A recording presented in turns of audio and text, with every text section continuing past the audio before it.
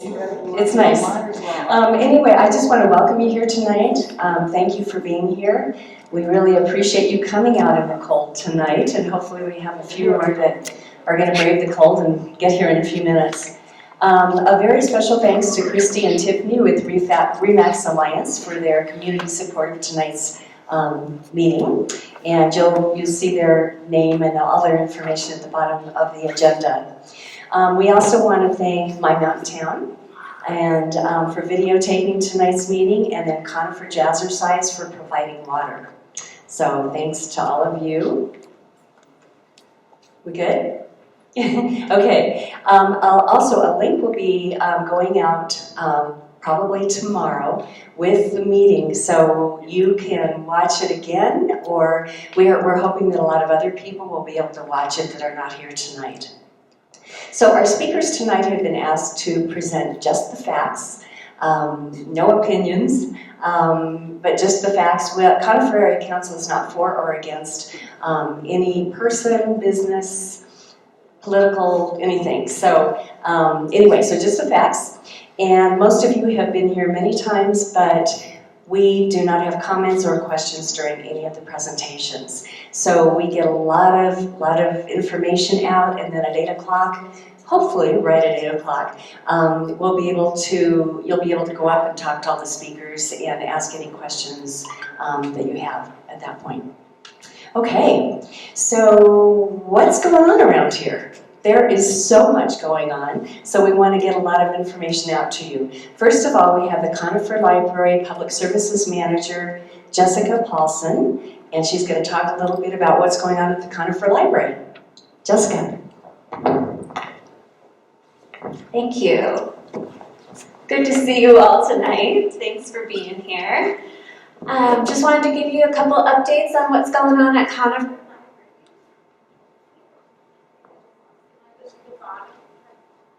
I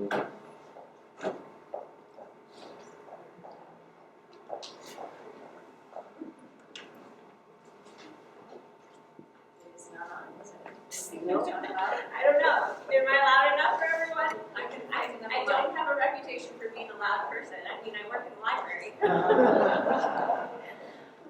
Next week is Thanksgiving, so we are going to be closed on Thursday and Friday. The rest of the week is normal hours, though, so please come visit us. Testing. We have family times every Saturday at 1 o'clock. Those are story times for families of all ages. And then we've got a series of seasonal programs coming up. They're all winter and holiday themed. We've got a gift wrapping class on December 5th. Pizzelles, they're little Italian cookies. So you can make those on December 8th. And then you can make your own winter terrarium or snow globe on December 20th. And then in addition to those programs, we have our holiday open house coming up on Saturday, December 17th. And that's, again, for the entire family. All of these are, it's going to have music, crafts, face painting, snacks, and just a whole bunch of fun stuff. So come check us out over the next couple of weeks and hope to see you there. Thank you.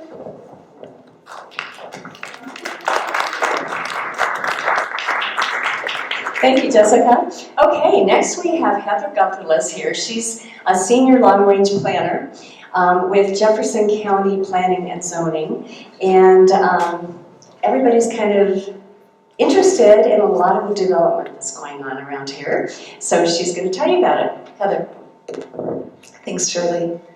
So tonight I'm going to give you an update on what has happened in planning and zoning since the last meeting that the Conifer Area Council had, the last regular meeting in September. So first, if any of you were here for the wildfire symposium, you'll know this slide. The county recently adopted some additional changes to our wildfire regulations, which we're really excited that we continue to incrementally update our wildfire regulations to strengthen them in the county. With this phase 2, what we did was we changed the name of the overlay to the Wildland Urban Interface Overlay. We also put a limit on defensible space, a 3-year time limit. We added the requirement for defensible space around on-site driveways And then we also added several items to our landscaping section, which apply to larger developments in general. But they would require fire-resistant mulch, they would require a vegetation management plan, and then also some restrictions about vegetation around power poles. Oh, and those regulations went into effect the day they were adopted on October 4th. I also want to give you an update on the short-term rentals. This has been a long process. Back in June, late June, we had a community meeting about short-term rental regulation updates, got some input, started drafting regulations, had some internal review, hit some bumps in the road, received change in direction. So we're kind of trying to reorganize and do some additional research and come out with a new draft, which we're hoping to get out to the public after the first of the year. A really exciting project that's coming up is our plan and regulation update. This is a project where we're in the process of negotiating and with a consultant. We're doing contract negotiations right now. We have chosen a consultant, but contract negotiations aren't finalized yet, so some of the names of the consultants are up on the screen that we do hope to have a contract with. But the plan and regulation update is going to be a really large, comprehensive look at a variety of plans and policies in the county. We're looking at not only planning and zoning documents such as the comprehensive master plan, our zoning resolution, land development regulation, but we're also looking at the county's transportation engineering's transportation master plan. And emergency management is also involved in this, looking at updating the county's community wildfire protection plan, including an evacuation annex, which will address evacuation routes, which I know is something that people are very interested in. All of the plan updates will also influence regulation updates. We're looking at combining a lot of our regulations. We right now have 4 regulatory documents. We're hoping to make it one so that we have one place to point everyone to, and we would call that the Unified Land Use Code. One thing that would tie all of these together is the public engagement process. And the public engagement process, we're hoping, will tie all of these plans and the regulation updates together. Those would be through a variety of different methods, including in-person meetings, online surveys, one-on-one interviews, listening sessions. So a lot of different ways for people to be involved, and we're hoping to get a lot of involvement from the community. To be proactive, I know this is a little bit small, but you might want to either take a picture of this or at the table afterwards, I have some handouts that talk about this, and this is a great way to proactively be involved in any plan and regulation updates. The county has a listserv called Notify Me.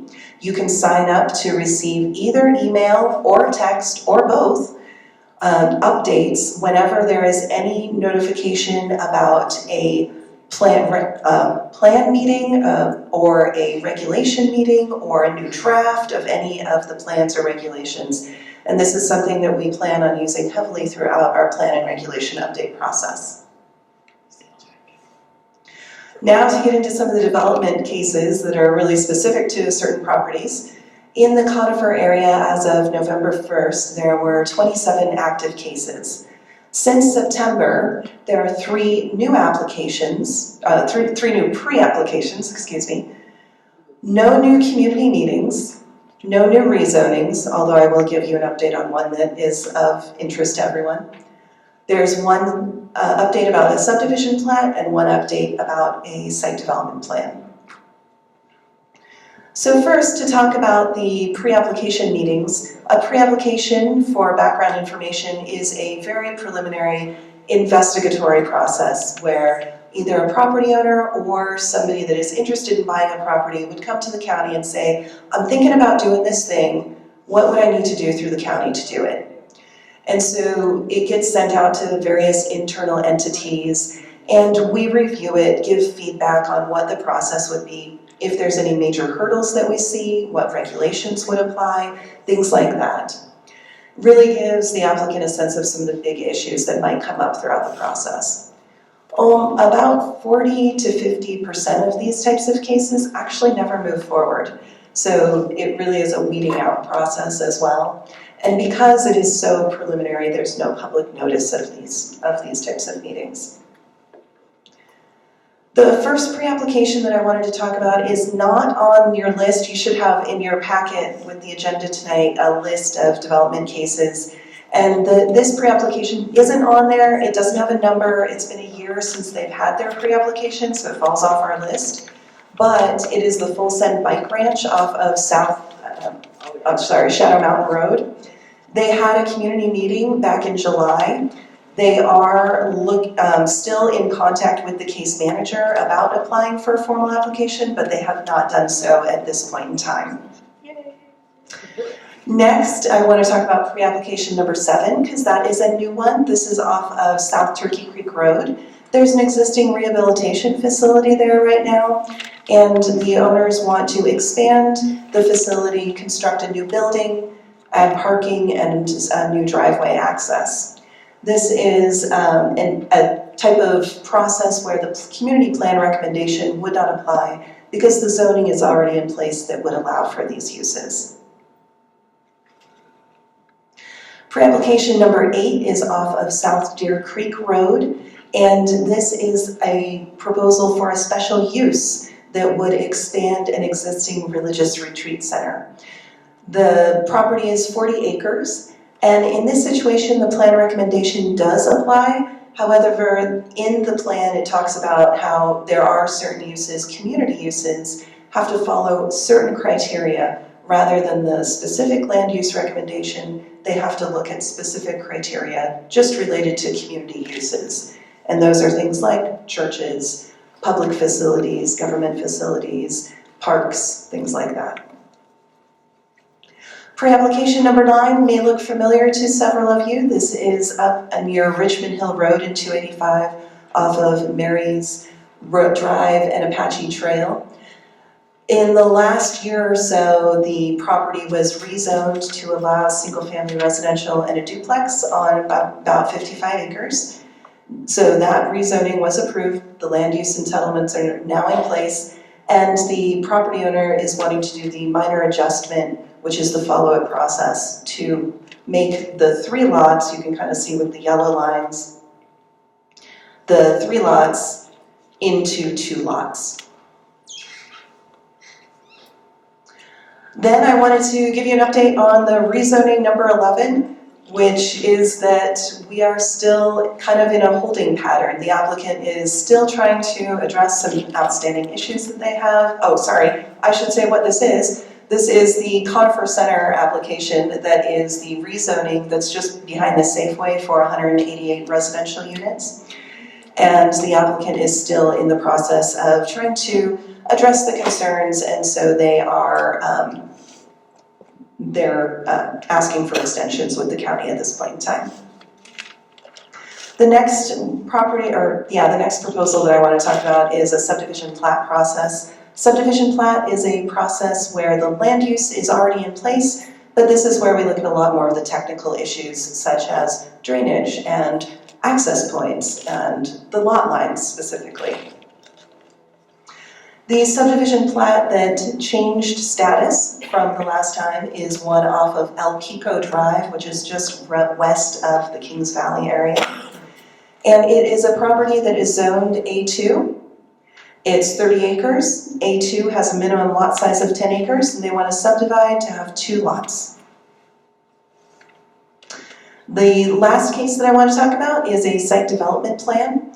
The site development plan is similar to the subdivision plat process in that the zoning is already in place, but now they need to address some of the technical issues. Site development plans are for more commercial and multifamily uses, and at that stage we also look at things like architecture, landscaping, and lighting.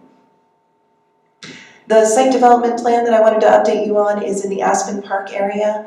It is the old Bank of the West building that they rezoned recently to allow, or no, they didn't need to rezone, sorry. They have the allowed uses to do an auto parts store. And so they were recently approved with the site development process by our planning director just on November 10th, so just last week. And that you'll probably be seeing construction on that fairly soon. That was the last item that I wanted to talk about, and let me know if you have any questions after the presentations.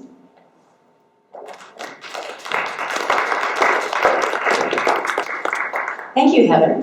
Like she said, you have all of that in your packet, so please take a look at that and get involved in whatever you'd like to. Next, we have our newly elected Jeffco Sheriff, Reggie Marinelli. Congratulations.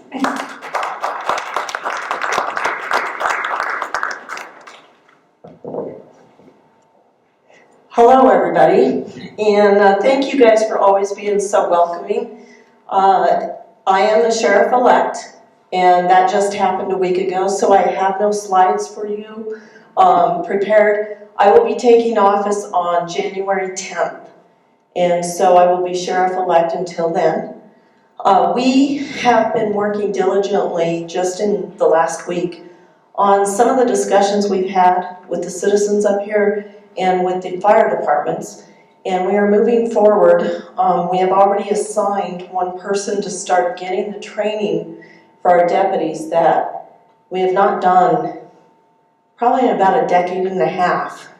And that training is so that they understand wildfires and they understand the behavior of those wildfires, so that it makes their evacuation process quicker, because they understand how the fire is going to move. So we've already started that, even though we're not in charge yet. And I wanted to let you guys know, one of the areas that I am making sure we will be diligent about the fire situation is on January 10th, when I do get sworn in as sheriff. It is my intention of naming Scott Eddy as my undersheriff. Scott Eddy comes to us, he's been with the Sheriff's Department for 31 years. I've been with the Sheriff's Department 36 years. So Scott and I have worked together for many years, but the most important thing is Scott used to be the Deputy Director of our emergency management. Scott knows the fire situation. He knows the emergency management of how to handle that stuff. So there's a reason I picked him as my undersheriff, because as I have stated, it is very important to me that we get this up and running to the best of our abilities to be prepared for this community and Evergreen and anything in our mountain district. So I'm very proud of that Scott will be my undersheriff and will be overseeing the entire emergency operation that goes into effect, again, January 10th. So I'm always open for any questions you may have. Please don't hesitate to call me. Please don't hesitate to approach me and ask me anything. If I don't know the answers, we will get it figured out, and we will get you the right answer at any given time. So thank you again, and you will be seeing a lot of me in the future. I will not be absent from these types of meetings or anything that's our responsibility, and we'll be here for the citizens of the community. Thank you. Thank you. And again, congratulations. That's great. Okay, next we have Tracy Dorland, Superintendent of Jeffco Schools. There's a lot going on there, and she's going to give you a little bit of an update, I think, about the strategic plan and some other things. So, Tracy. Hello, good evening. I'm Tracy Dorland. I'm the superintendent for Jeffco Public Schools. I love my job, and I'm very happy to serve our students, our families, and the many staff we have in Jeffco Public Schools. I want to give you a quick update about the state of the district right now, and hopefully this will go quickly, and I'll be here to talk to you about the work afterwards as well if you have questions. Thank you very much for having me here. I really appreciate it. I want to let you know that our Board of Education has revised our vision, mission, and values for Jeffco Public Schools. You can see those behind me. We really want to be a district where all students achieve their biggest dreams and where we provide a world-class education that prepares students for a bright and successful future both locally and globally. We all know with technology that even if we stay local, we oftentimes have to engage in a broader community. And so our students really need both local and global skill sets. We also have new values in Jeffco. We, number one, focus on students. We believe in excellence, equity, integrity, and a belonging for all in our schools. We have a new strategic plan as well, aligned to our board's mission, vision, and values. And there are 4 areas of focus in our strategic plan. The first is the most important, our learners, our future. And that's all about what we're going to do in our schools to create an experience of cultural excellence and instructional excellence for our students. We also want to create an area where students have extraordinary student experiences. So not only do they have a chance to learn at high levels and have great academic experiences, we also are committed to outside of academic experience for our students, including athletics, activities, theater, art, music, PE, and all kinds of different opportunities to engage with the communities that they live in. In addition to our students, which is our learners, our future, we believe in our people, our strength, which is a section of our strategic plan that is focused on our employees. We are the largest employer in the county as a school district, and we want to make sure that we are not only the largest, but the best place to work. And so we have a lot of strategies within our strategic plan around how to take care of our employees and our people, our strength. Our operations, our foundation is all about making sure that we are efficient and effective and utilizing our resources. So everything from serving students meals to transporting students to school and making sure also that we are being good financial stewards of the funds that we receive to serve our students. And finally, our communities are legacy. And this is a section of our plan that's related to me being here tonight. It's being out there and building positive relationships and partnerships with our community. We are an amazing county where people care greatly about our students and our schools. And we want to be good partners with our community to make sure that anyone who wants to come join us in making Jeffco Public Schools the greatest district in the nation has a chance to partner with us in a really meaningful way. So in particular, I'm excited to be here tonight because we do have a focus on making sure that our communities understand what's going on in our schools and have a chance to partner with us. So again, thank you for having me here. This year, in relation to our strategic plan, we have 4 major priorities that really impact a large group within our community of schools, as well as go across all 4 of those priorities. It really touches on everything in the strategic plan. And these are foundational bodies of work that we're trying to accomplish this year so that we can move into more strategic work in the out years of the strategic plan. The first one is healthy and equitable start times. So right now we have more than 3 dozen start times. Depending upon how you look at it, we have more than 100 different start times and end times in Jeffco across all of our schools. And so what we're doing this year, going into next year, is preparing our families and our students for more healthy and equitable start times. We want students to have more of a consistent instructional day. In some schools, like in some elementary schools, we have 30 minutes more a day of instruction than in other elementary schools. If you add that up over the course of a student's elementary career, they might have an extra year of elementary school that they're provided versus peers who might be at a school down the street. So that's the equitable part. The healthy part is that research tells us that adolescents learn better later in the day. I don't know if any of you have ever had a teenager in the house and tried to get them up before, 6:30 a.m., but I have. I deal with it every day. And we know from research that the adolescent brain learns better at a later hour. So we are working to move our high school and middle school start times to later in the day. Many of them start at 7:15 right now, and we're trying to get that closer to 8 o'clock. We also have regional opportunities for thriving schools. You've probably heard a lot about this on the news lately. Just last week, our Board of Education made a decision to support the staff and superintendent's recommendation to close 16 elementary schools. We do that work with a very heavy heart. Nobody wants to close schools, especially our Board of Education and our district team. However, we have some very serious issues with our enrollment, and I'll talk about that in a second. that is causing us to need to really make sure we're maximizing the resources that we're providing for students in our schools. And so you can see two other key categories here where we want to create an inclusive culture and partner again with our communities and with those inside our district. And we really want to shift into being more of a data-driven culture where we're making decisions based on data, including input from our communities. If we do these things, we believe that we will have consistency that lays a foundation for teacher and student learning, that we will have fewer, but more robustly resourced schools, that we will have a culture where people don't just survive, but they thrive, and real-time actionable data at our fingertips.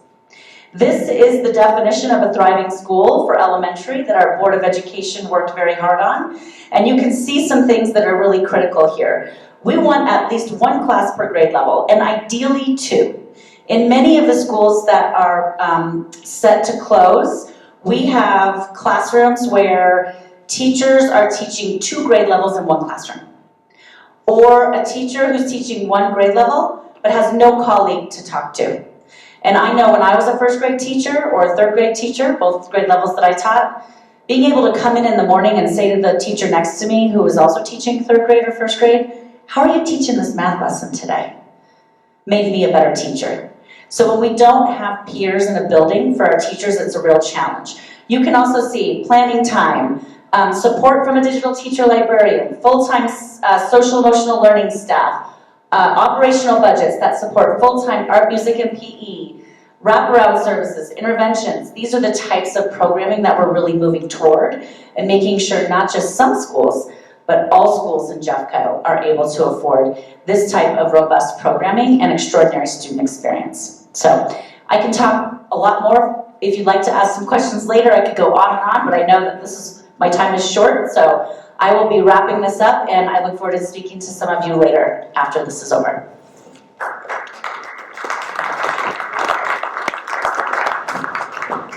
Thank you, Tracy, and welcome to Conifer. Okay, as I'm sure you are aware, there's been a lot of redistricting going on. It's changed the boundaries for several state senate and house districts. And because of term limits, Lisa Cutter, our current state representative, has been elected to a state senate seat, but in a different district than ours. So Lisa wanted to say goodbye and thank you, but she had a conflict tonight. So we've got a little video from Lisa. Here it is. I was unfortunately unable to get it on to see it, but we all could hear it. So if you would just listen to Lisa, that's how we'll get the information to you. Much for letting me join you this way. I'm really genuinely sorry I'm not able to be there for our last official meeting together with me as your state representative. But I'm glad to be able to connect this way and hope we stay in touch. If there's any way I can ever be of service to you, please don't hesitate to reach out. I've made many friends in the community and it's been just an honor to represent you. So I'm going to briefly cover some of the things that we've done the past few years, things that I've been reflecting on as I leave the House and enter the Senate, and things that I think have really helped the community.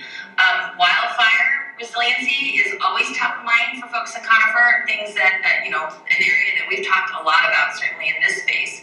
And, we know climate change is making wildfire more prevalent, more intense, all of those things. So we've done a lot of things to address that, including finding multiple additional ways for governments to have additional funding, local governments to have additional funding for sustainable forest management and wildfire mitigation efforts, and to expand the outreach and awareness around these efforts and the resources that are available to folks. Still lots of work to do, but we've made some pretty significant progress in the last few years. We've also invested millions of dollars to help individuals, businesses, governments rebuild after a disaster does strike. And we created the Office of Climate Preparedness to better prepare for these kinds of disasters. In terms of other issues, housing is always on people's minds. It's become a real problem in Colorado, finding affordable housing in all corners of the state. So we did some pretty significant legislation over the past few years.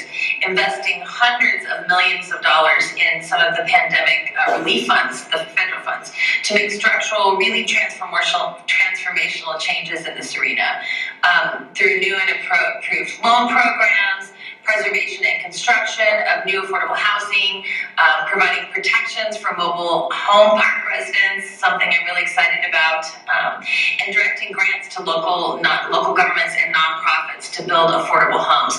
We're working pretty much at every level to address this issue and again make transformational change, things that's going to matter to Colorado and Coloradans for many, many years. Life has become, not just in housing, but all across the board, life has become too expensive. And so we've done everything we can at the legislature to address these things by, one area is healthcare costs by providing the Colorado option, capping insulin prices, also saving homeowners money on their property taxes to make it and making it nearly free to starting a small business. We've just fought on all kinds of fronts for affordability across the board. We've also passed legislation against an area that I've been pretty involved in to expand access to behavioral health care and save people money on the treatment that they need to ensure their overall health and well-being so that they can work and be productive and have good family lives, all of those things. We've increased access to substance use disorder treatment, bolstered the behavioral care workforce, just across the board address these problems. And of course, we cannot forget about free and universal preschool, which will make it a lot easier for working families in Colorado. Parents get back to work and help with daycare costs. So these are things I've been really proud to support and look forward to doing more good work. Always open to your input, whether you're a constituent or not. And we got a lot of challenges before us, and I'm very, very honored to be able to continue to work on them. And wishing you all well in coming years and hope we connect again. Thank you, Conifer. Okay, so we apologize for not being able to get her picture up. We didn't get that until about 5:30 or 6 this afternoon. We're going to miss Lisa. Next, we have the Conifer Chamber Director, Tamm Masoner. Tamm.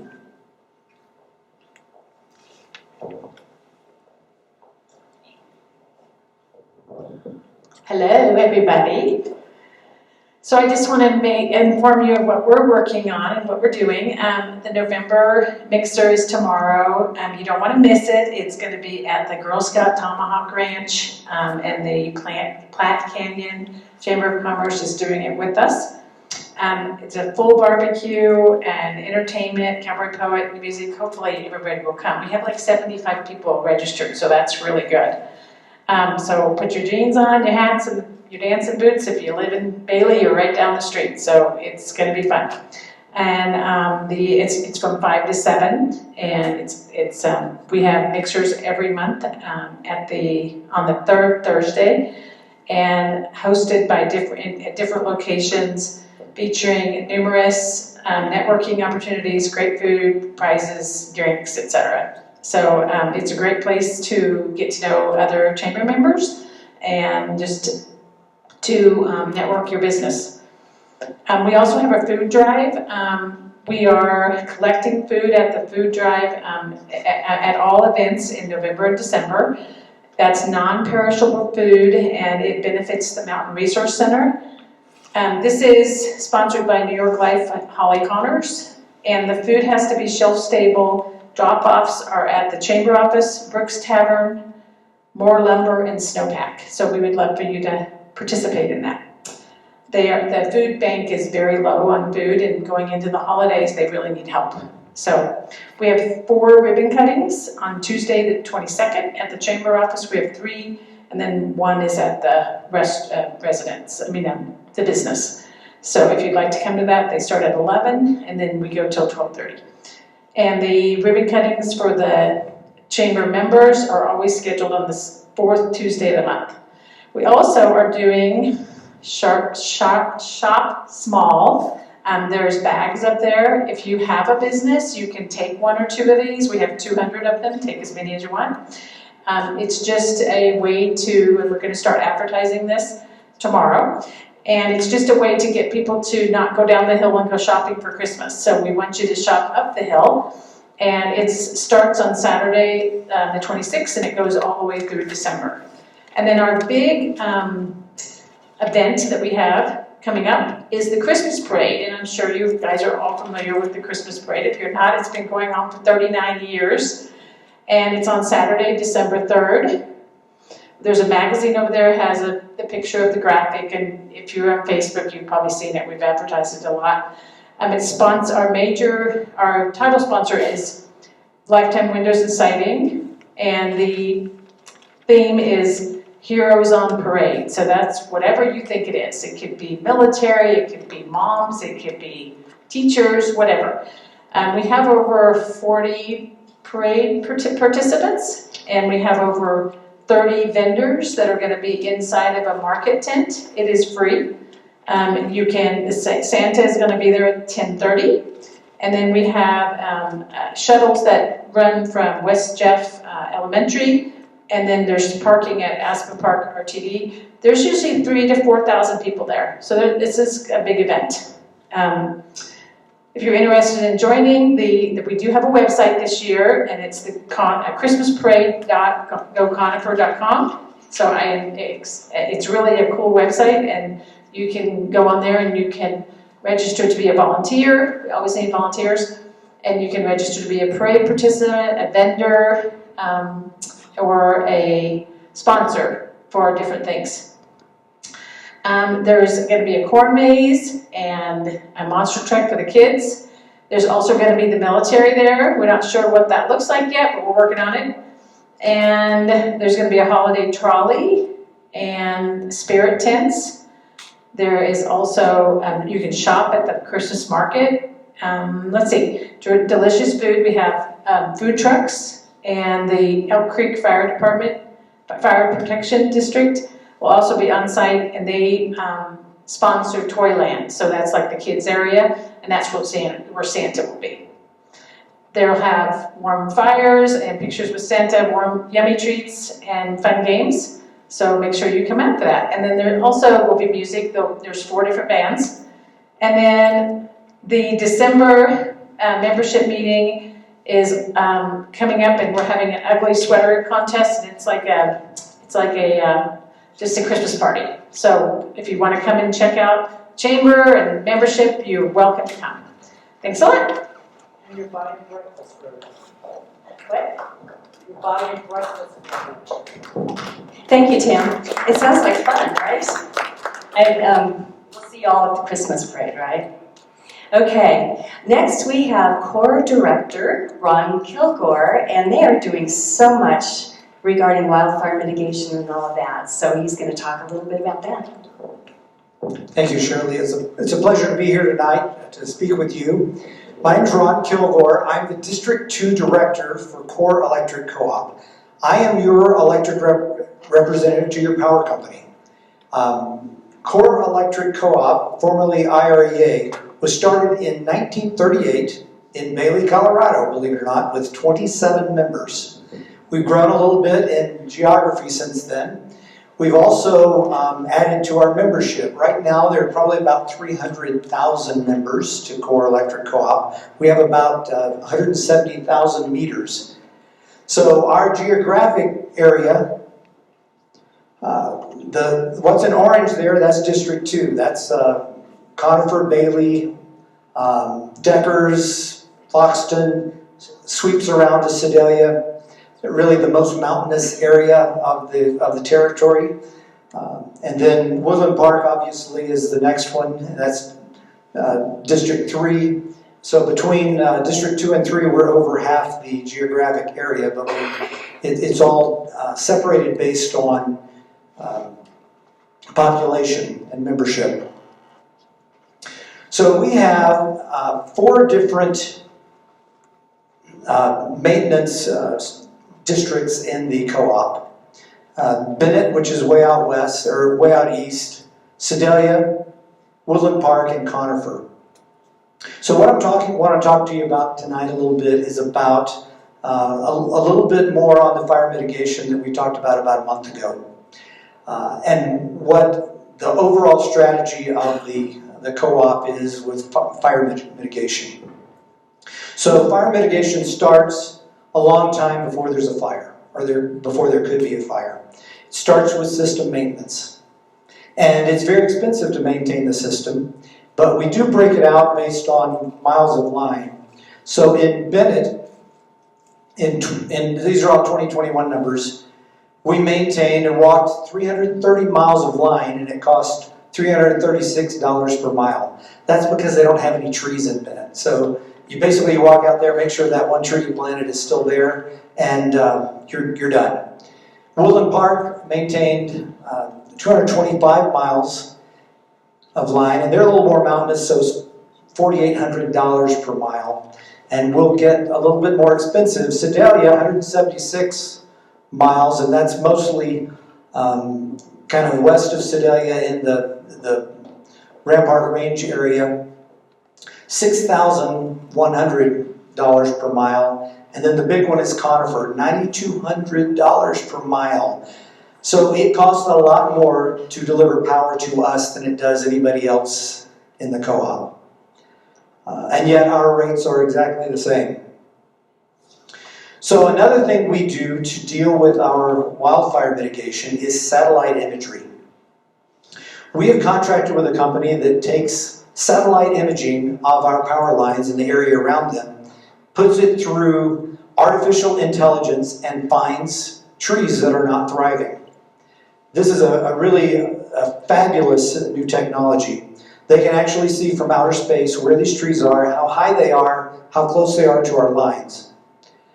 So in 2021, we started a proof of concept. They did about 300 miles of line. In 2022, we're doing 1,000 miles, and next year we're doing 2,200 miles. So this is kind of the output that they look at. The image on the right is an infrared image where all the trees look red, or kind of a pinkish, and all the trees that are not thriving look gray. So the circles that you see are around trees that are not thriving. To the naked eye, it would look like they're doing fine. But if they see a tree that's not thriving and it's close enough and high enough to our right-of-way that it could take lines down, we know to dispatch crews to take care of that. So that is then transferred to what we would see from Google Maps, just a regular color view. And so the people on the ground kind of know what trees to deal with. Overall, the output of the system is a heat map, is what it's called. And you can see areas of red where there are a high propensity of hazard trees in that area. So again, it's a place that we can target the maintenance to take care of the areas that are most of concern. So we can't really measure the outcome of this through wildfires, because one wildfire is one too many. So we're hoping for 0 wildfires. But we do this, we can measure the outcome of this process in the reliability. And we basically keep stats on that based on the average duration and the average frequency of outage. So on the duration, this is the duration number. That yellow line is our goal, and that was last year. And you can see we started above our goal, but ended almost about 60% of what our goal was, which is great. We want to be below 80 minutes, the average of 80 minutes a year. And we ended up at 46, so that's great. If we look at these numbers, I won't bore you with the numbers. I'm kind of a nerd, so I get into the numbers. But suffice it to say that we're seeing impact from the maintenance, the reliability. We're seeing less outage. We're seeing outage for less duration. So those are all great things to go into. So the next thing we have that we're really advanced for a utility is windstorm settings, or we call them fire settings. Our protection on our overhead lines, we're able to, with a few clicks, change all those to make them much more sensitive when the wind's blowing, when the humidity is low, when the vegetation is dry. So we're able to do that very quickly. Now, unfortunately for us, it comes out as we'll have a few more outages. But It will turn the power off if there is a problem much quicker, hopefully before it can start a fire. The other thing we're doing right now is we're cooperating with the Rocky Mountain, it's called a Pan-Tilt Zoom Association. It's basically a replacement for all the old fire watchtowers that we used to have all through the Mountain West. So we are on our communication towers, we are putting cameras that have a 25-mile radius to look for the incipient stages of wildfire, to get quick and early notification and hopefully extinguishment of those fires. So we take the wildfire problem very, very seriously. We have to. We're in a wildfire-prone area. It's our greatest concern. So we're doing this years ahead of time. We're maintaining the lines. We're employing state-of-the-art protection and state-of-the-art mitigation to basically keep our homes and our neighborhoods safe. We all live in these same neighborhoods, and it's important to us. I'll be here afterwards for any questions. Let me know if you have any. Thank you very much.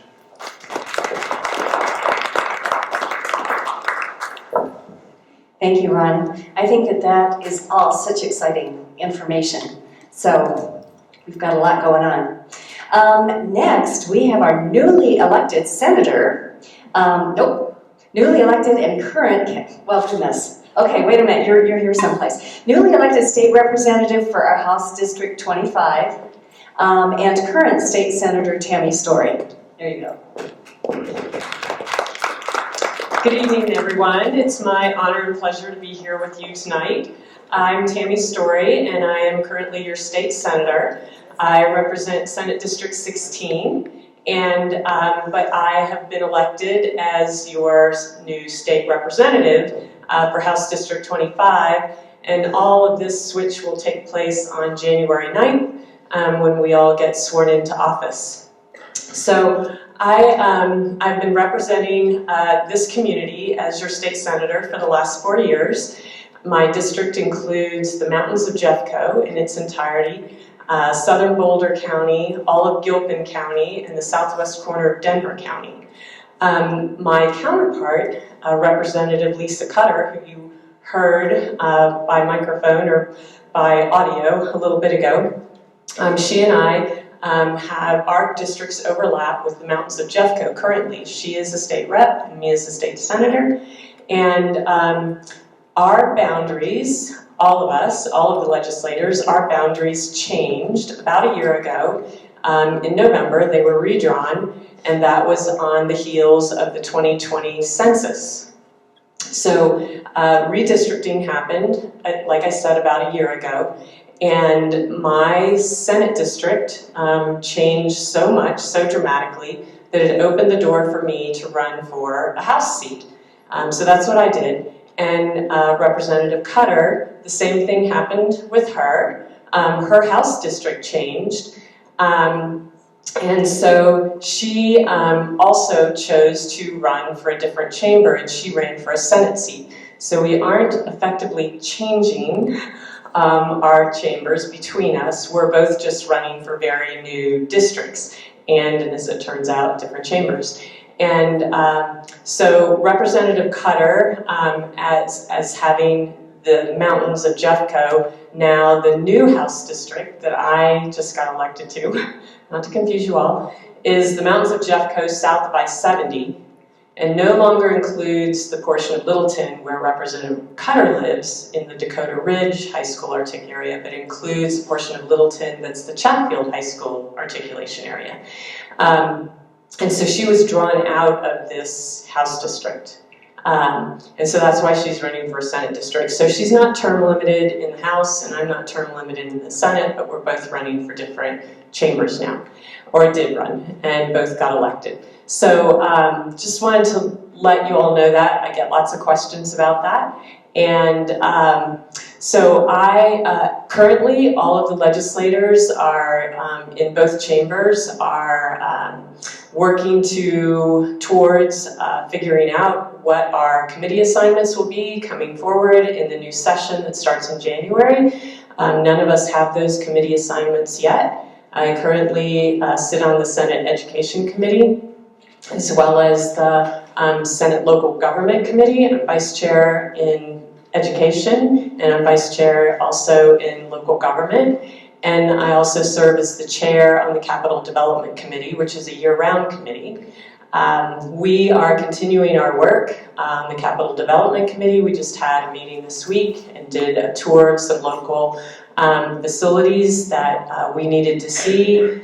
Our big work starts in December, where we will have 3 full days of hearings from various entities and agencies around the state that are coming to talk with us about what their capital or building needs are and their priorities. And we will have a long list that will be prepared for all of them, that then starting in January, we will be working as a committee towards identifying how to fund those priorities, or as many of them as we can. And I would tell you that in general, there tends to be somewhere in the neighborhood of about $1 billion of capital needs that are presented to our committee. And these needs are coming from basically 4 entities. They are our capital buildings, our state buildings, such as the Capitol, the Department of Revenue, Department of Education, those types of buildings. Also, all of our Department of Corrections facilities, all of our prisons, also all of our state parks. They all have buildings and roads that are part of the capital development process and budgeting process, and then also all of our public institutions of higher education. So all of them submit what their requests are, their top priorities. It amounts to about $1 billion. And then generally we have somewhere in the neighborhood of 150 to maybe 180 or $200 million to allocate to cover as much of that $1 billion as we can. So it's a challenging position to be in. We have way more needs than we can begin to cover. So we do the best we can to address those needs, and our tours then take us to places to see some of these requests, and there's nothing like seeing and believing when we get on site. So I am looking forward to continuing to serve this area. It's been my pleasure over the last 4 years as your senator, and will continue to serve you going forward. Happy to chat with any of you after the meeting tonight. You can certainly reach out to me through the General Assembly website and find me there, and reach out by phone or email. It's been great. We've done a lot of great work, as Representative Cutter shared earlier, a lot of good work in the wildfire mitigation, suppression, and recovery efforts. We invested more this past year than ever before in the history of Colorado, and we have much more work to do, and always happy to partner with our fire departments, who are well represented over here in the corner and have time in just a moment. And looking forward to talking with you all and working with you going forward. Thanks so much for your time tonight.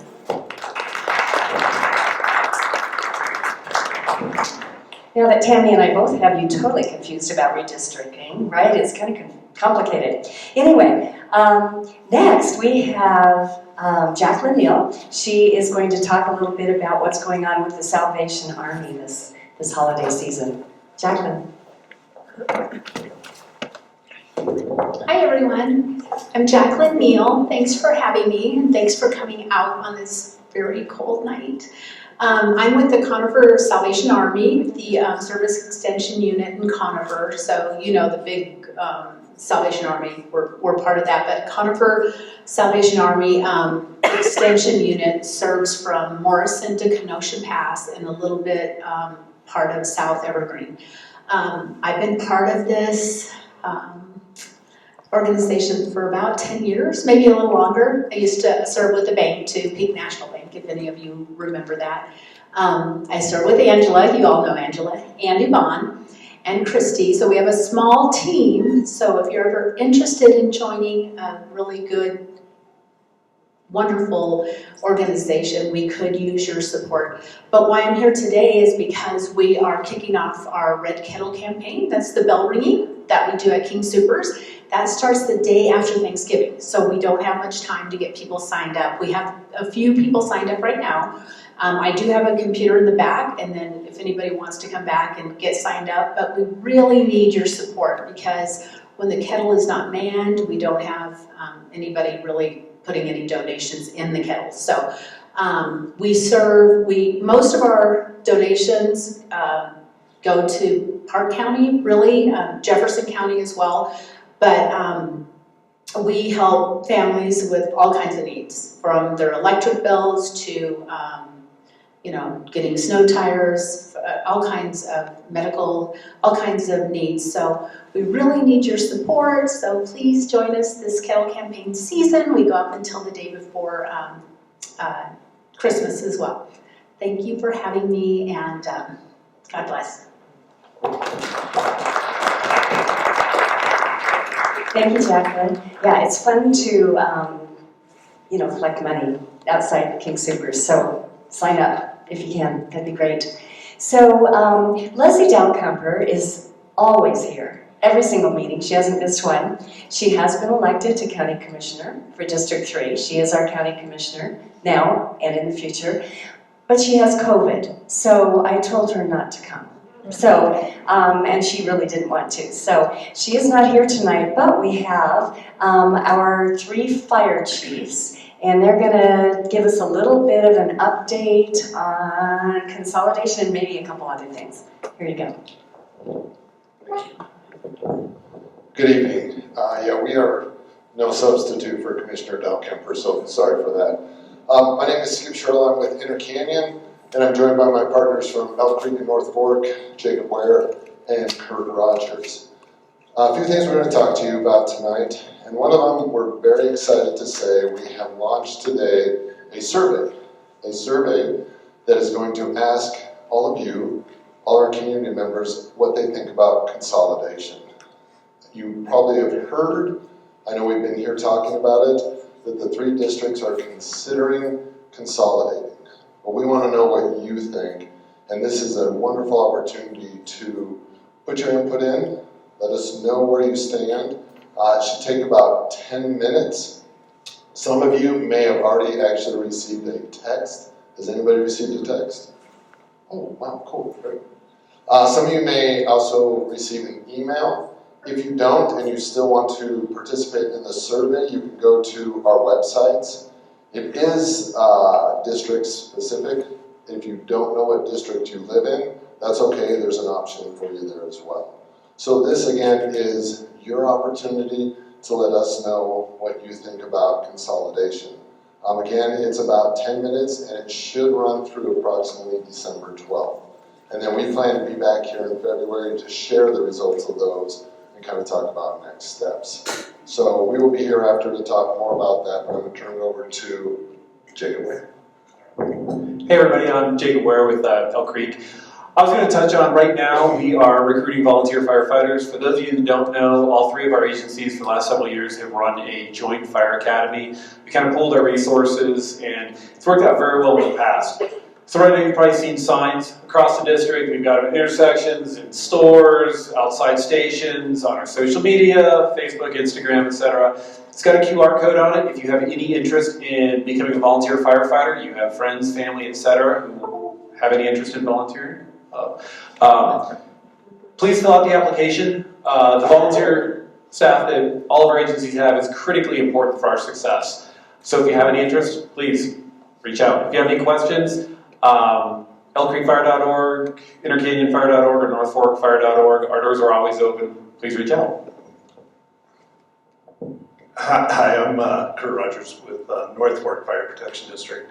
I can sympathize with Commissioner Dalcumper. I was going to try and come to the wildfire symposium last month, and I got COVID, so I was out with that. I just want to reiterate what Chief Ware and Chief Shirley just said. The consolidation survey, getting information from the public is very important for us to have your input on where we're headed with that. And like they said, it's available on our website, so you can talk to us after the meeting to get that information where you can go to get it. And obviously recruiting, we're always struggling to get volunteers to run our agencies. And that is one of the reasons that we're looking at consolidation, quite frankly, is so that we can pool more of our resources and work towards providing best services that we can for that. So I think that's all I've got tonight. I'll be around afterwards, and if you want to talk to us, please come by and talk to us.